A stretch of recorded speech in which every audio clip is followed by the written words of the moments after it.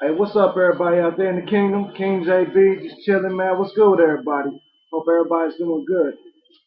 Got a few reasons for posting this video. Before I do, I'm going to go ahead and give a shout out to all my sponsors out there.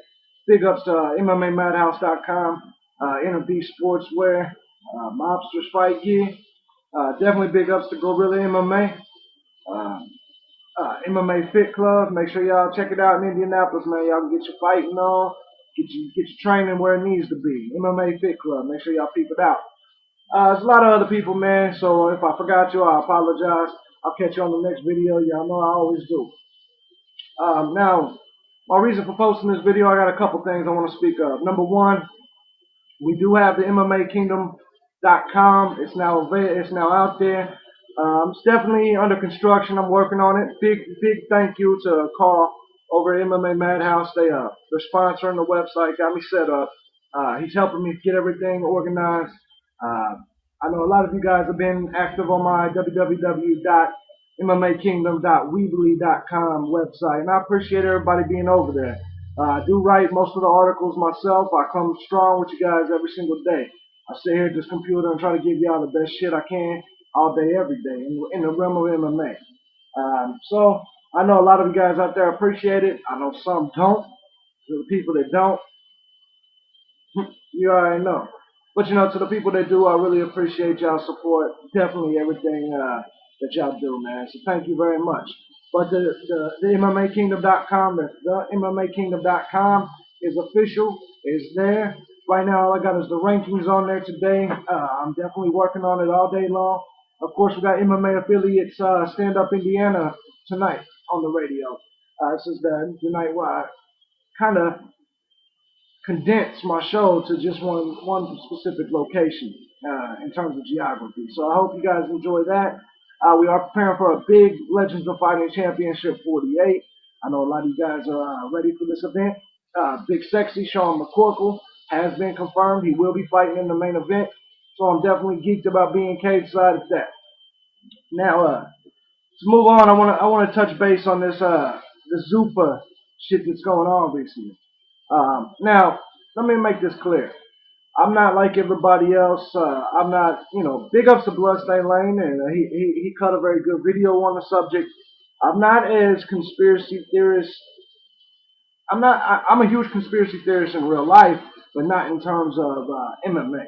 I don't necessarily look at Zuffa as the Illuminati of MMA or anything like that. I think they're definitely trying to take over the business, and just like the NFL did football, Major League Baseball did baseball. So I don't necessarily knock Dana White or Zuffa, but I am definitely concerned uh, with some of the things that's going on. If you remember back at AKA in 2008 with AKA, they were ready to fire everyone that didn't sign their likeness over for the video games for life. You see what I'm saying? Including John Fitch, Koscheck, they were ready to get rid of all of them. Even Cain Velasquez, who's now the heavyweight champion. Um, a lot of times you see that if you go to war with Zuffa, you will lose. Period. It's just the truth. They run the business, they run the sport, really, and it's just the way it is. It doesn't mean everything they do is right. I think what they did with Marlos Conan and John Oliver Nemo and even Alistair Overeem, it's kind of, I think it's kind of flexing their muscles a little bit. Let me make this clear. Valentine Overeem deserved to be cut. He gave up in his fight against Chad Griggs, tapped out the strikes. He's not UFC material, Zuffa material, or Strikeforce material. Uh, Marlos Conan, on the other hand, is one of the faces of female MMA. I think without a shadow of a doubt, this cut means that MMA for ladies is done in Zuffa. No question about it. It also, I think, means Strikeforce is on its way out, too. You got to look at something. Overeem's gone, the heavyweight champion. Dan Henderson's a free agent, the light heavyweight champion. Um, Nick Diaz is gone, the welterweight champion. I mean, it's insane to watch Strikeforce kind of just fall apart. But it's happening, you know what I mean? Strikeforce is walking the green mile. It's on its way out. And when their contract with Showtime expires in, I believe, February, I think that'll be it. I think Strikeforce will be done for good. It'll join Pride and the WEC and quite a few other organizations in the graveyard for MMA.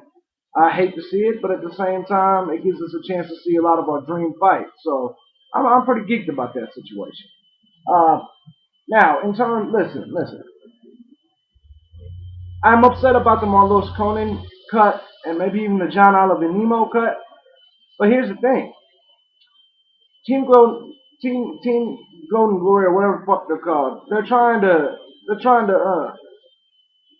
pull muscle moves with the wrong people. And this is the truth. I'm not justifying these cuts by any means because I think the cuts are horrible. But at the same time, let's be real here, man. Whoever is running that camp over there is fucked up because it's like, I mean, they're wanting you to pay them, much like the situation with Fedor and his camp. They're wanting you to pay them, and then they're going to pay the fighters. From what I understand, they're, much like with Fedor, Fedor's camp got 1.5 million. Fedor got like 300,000 of that.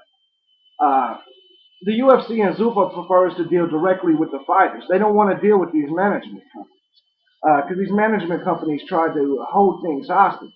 We all know that with Alistair Overeem, had he beat Bigfoot Silva and his contract expired, they would have held that shit ransom. The whole tournament, the whole Strike Force Heavyweight Championship, and that's the truth. And I don't even think it's Alistair Overeem that's the bad guy. I do think it's the camp itself.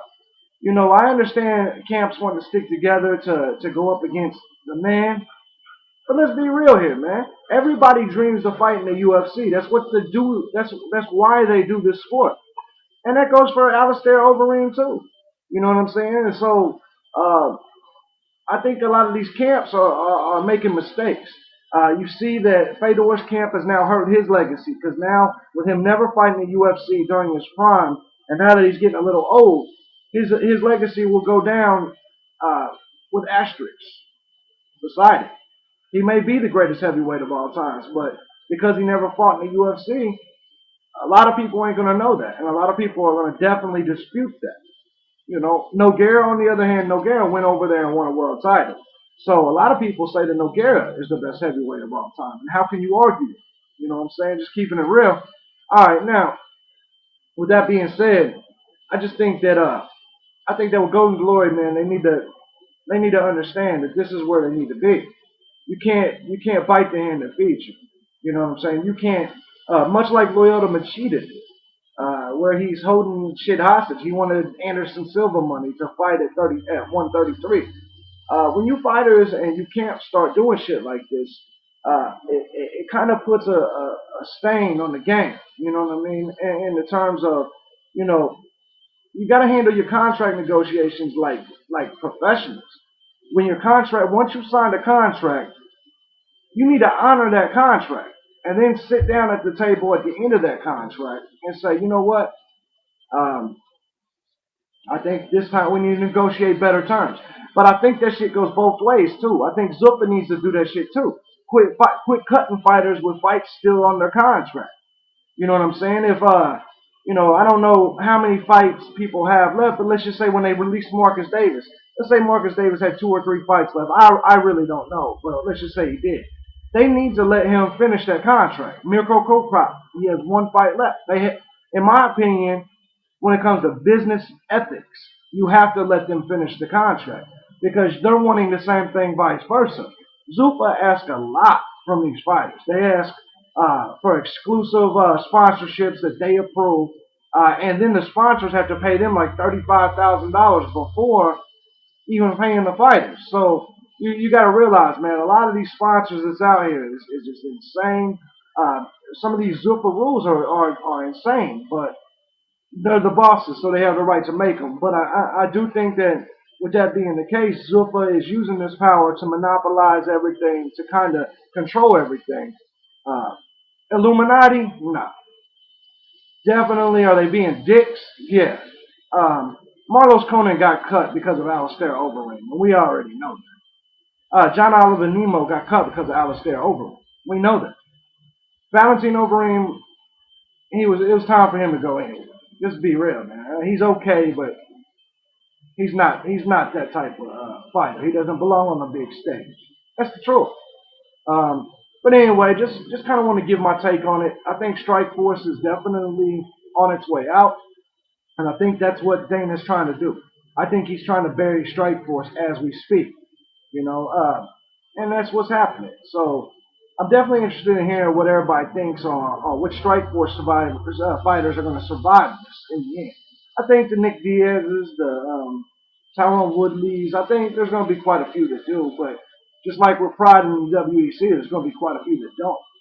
Curious, you guys leave comments. Let me know who you think's gonna survive and who you think's not gonna survive. You know what I'm saying? So, anyway, once again, the MMAKingdom.com is now out there.